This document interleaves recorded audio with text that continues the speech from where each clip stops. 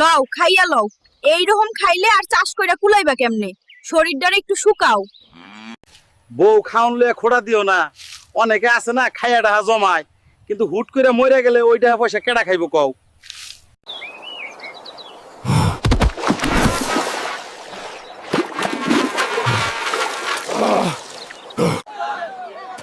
কিরে হালকা, আমারে দুইটা নারিকেল পাইরা দিয়া যা। দিতাছি দাদি। নিন দাদি, একবারেই সব দিয়ে দিলাম। হায় রে বাপ, এটা কি করলি হালকা? কিরে হালকা,